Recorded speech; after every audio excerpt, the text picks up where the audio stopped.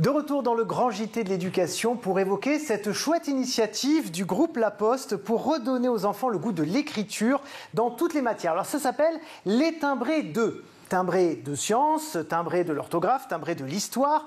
On va en parler avec nos deux invités. Hélène de Fougeroux, bonjour. Bonjour. Vous êtes directrice marketing et développement commercial des nouveaux marchés de collection chez Philapost. Et Frédéric Morin, bonjour. Bonjour. Directeur adjoint de Philapost. Et je précise pour nos téléspectateurs que Philapost est une entité qui est à la fois l'imprimerie du groupe La Poste et qui anime le programme de collection de timbres. Alors, d'où vous est venue cette idée de lancer ce qui est finalement des séquences pédagogiques, hein, le mot est bien clair, les timbrés 2, ça vient d'où?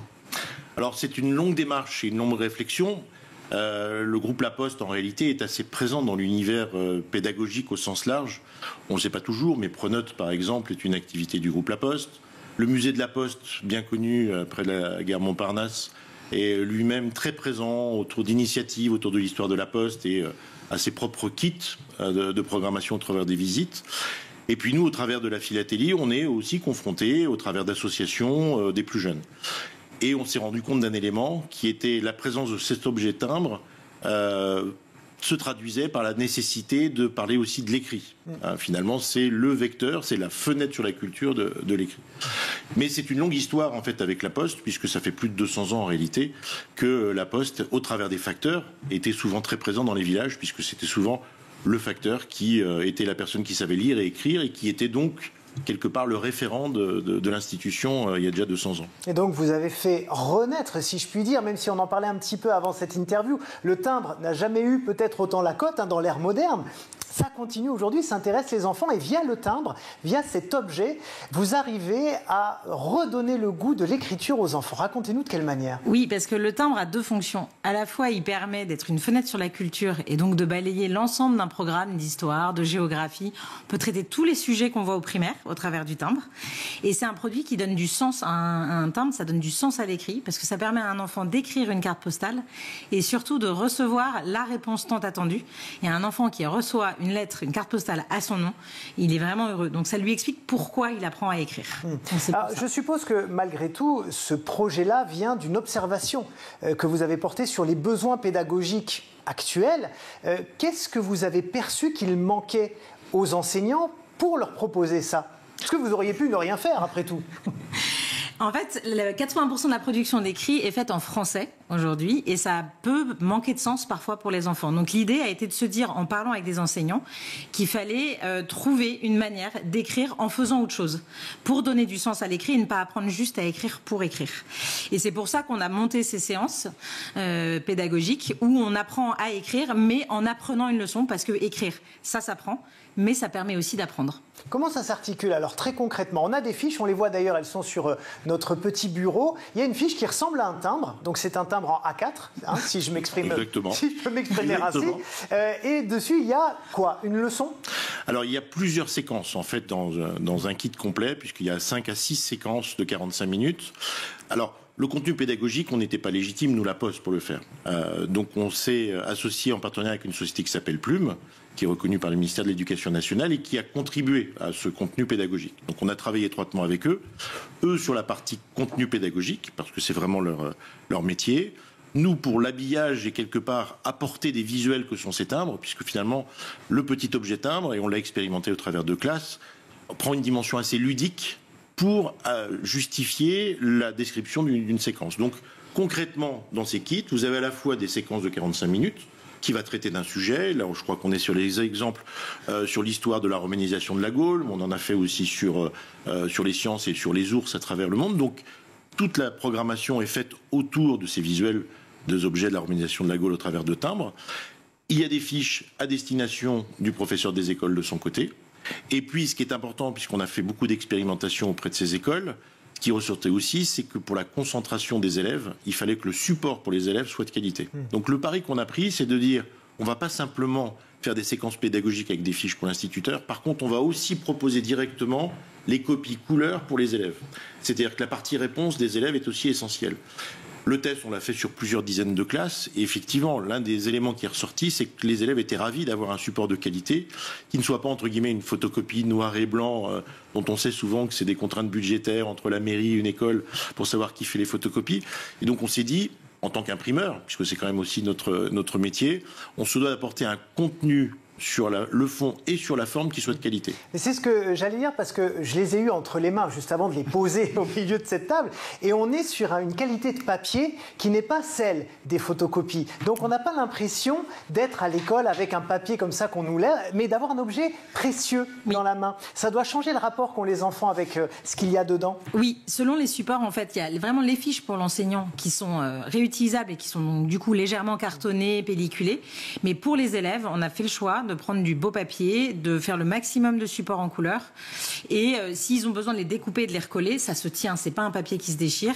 C'est pas du papier qui sera à moitié transparent. Il y a une vraie belle qualité d'impression. Et les enfants nous l'ont remonté, en fait. Ils ont eu goût à travailler. Ils ont demandé à continuer les séances parce qu'ils ont apprécié les supports. La collection s'adresse pour l'instant aux élèves du primaire. Oui. Est-ce qu'on peut imaginer demain qu'elle soit pour les élèves du secondaire aussi ? Alors, c'est pas dans les objectifs premiers. Vraiment, de tout ce qu'on a reçu comme retour d'expérience, il y a une vraie attente dans les écoles de primaire. Donc la philosophie est plutôt de décliner cette collection sur l'ensemble des 5 niveaux, voire même de regarder plutôt sur le dernier niveau de l'école maternelle, parce qu'avant tout, le timbre, c'est une image. Et donc nous, on veut rester dans ce capital-là. Et pour finir, peut-être ce que vous disiez sur la qualité du papier, oublions jamais que l'écrit, lorsque vous faites une carte postale, lorsque vous faites une lettre, la qualité même du support pour de l'écrit est essentielle dans la qualité de la correspondance que vous allez faire. Et donc, même on écrit différemment quand on gribouille sur une feuille comme ça, un peu légère. Quand on a du vrai papier, du beau papier, eh bien on écrit mieux, on se pose, on fait mieux les lettres. Exactement. On remet d'ailleurs une carte postale dans le kit pour chaque élève, pour l'exercice final, et les élèves apprécient particulièrement cet exercice sur la carte postale. Ouais. Alors, l'idée de la carte postale, c'est l'enfant, il reçoit une carte postale, on ne lui demande pas de l'envoyer par le courrier, il peut le donner à ses parents le soir même. Mais par contre, ce qui était important, c'était de redonner du sens à l'écrit. Je pense que ce qui est important aujourd'hui, c'est qu'on est dans une civilisation qui s'est très digitalisée, où l'écrit prend une apparence un peu différente et que le geste simplement d'écrire sur un support physique et de le transmettre, même si c'est de la main à la main à ses parents, reprend tout son sens. Alors, si je suis enseignant, que je regarde cette superbe émission et que je me dis, tiens, c'est super, ces timbres et ces supports pédagogiques, où est-ce que je les trouve ? Ça a un coût, je suppose, quand même. Oui, ça a un coût, tout à fait. Non, mais c'est pas grave non plus, il faut le dire. C'est un coût qui a été pensé pour les enseignants, parce que tout est parti des enseignants. On a conçu le produit sur base d'interviews d'enseignants. Donc ça a un coût, en effet, de 49,90 €, les 6 séances, les 5 à 6 séances, ce qui veut dire que c'est beaucoup moins cher qu'un budget photocopie, puisque c'est moins de 30 centimes par élève, la séance. Et on peut les trouver sur laposte.fr. On a développé un onglet ouvrage pédagogique, et on peut aussi les trouver auprès du service client de Philapost et sur un site aussi dédié aux mairies. Oui. Qu'elles puissent le commander. Alors, pourquoi les mairies ? Parce qu'effectivement, au travers des enquêtes qu'on a menées, on s'est rendu compte que les élus locaux sont très concernés par ce sujet. On sait que la mairie est responsable du gîte et du couvert dans les écoles primaires, mais ça va souvent au-delà. On parlait du budget de photocopie, c'est aussi ce qui incombe souvent aux mairies. Et en rencontrant beaucoup d'élus, puisqu'on était présents notamment au Salon des maires au mois de novembre dernier, beaucoup nous ont dit c'est un vrai sujet que de réintroduire l'écrit. On a besoin d'accompagner nos écoles sur ces sujets-là. Proposez-nous quelque chose qui soit commercialement très accessible. Il s'agissait d'avoir quelque chose qui soit le plus compétitif possible, parce que l'idée, c'était de populariser cette notion de l'écrit. Donc, l'accès, il est aussi bien pour le grand public. On peut aller sur laposte.fr, comme on le disait. On a aussi quelques boutiques qui vont le proposer. Mais c'était surtout, pour nous, important de repasser le message de la présence du timbre, de l'écrit, de la correspondance.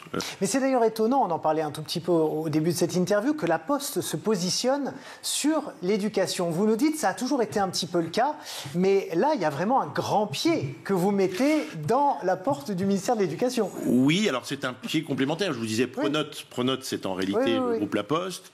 Le musée de la Poste. C'est le groupe La Poste en termes techniques, je dirais, en termes d'élaboration technique, pas trop de contenu. Oui, alors sur le contenu, on n'a pas la prétention de donner quelques leçons que ce soit. C'est pour ça que l'initiative est intéressante. Voilà. En fait, ce qu'on voulait surtout avant faire, c'était trouver un partenaire qu'on avait rencontré aussi à l'occasion de ces réflexions, qui est donc cette société Plume, qui est d'ailleurs constituée d'une entreprise d'instituteurs eux-mêmes, hein, qui apportent le contenu pédagogique et la légitimité de ce contenu pédagogique.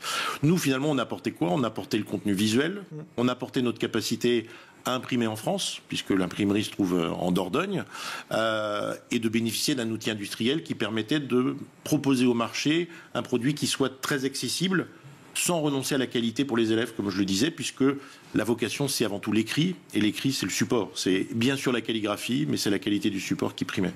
Et on a déjà été très liés à l'éducation nationale. Si on remonte dans l'histoire de la Poste, en 1864, le patron de ce qu'on appelait les Postes à l'époque, Édouard Vandal, a mis en place un partenariat avec ce qu'on appelait l'instruction publique. Et voilà. Et donc on faisait déjà des supports qu'on déployait dans les classes primaires pour expliquer justement le fonctionnement de l'adresse, pour expliquer le fonctionnement d'une tournée de facteurs. Mais ça, c'est très intéressant. On les refera revenir, mais pour parler de 1800... Combien vous m'avez dit? 64. 64. On fera une émission 1864. Merci beaucoup à tous les deux. Merci à vous. Donc je rappelle que ça s'appelle Les Timbrés 2, timbrés d'orthographe, de sciences, d'histoire. Et c'est disponible donc sur le site du groupe La Poste. Merci beaucoup Hélène de Fougeroux, directrice marketing et développement commercial des nouveaux marchés de collection chez Philapost, et Frédéric Morin, directeur adjoint de Philapost. Tout de suite, c'est notre chronique Vue sur les réseaux.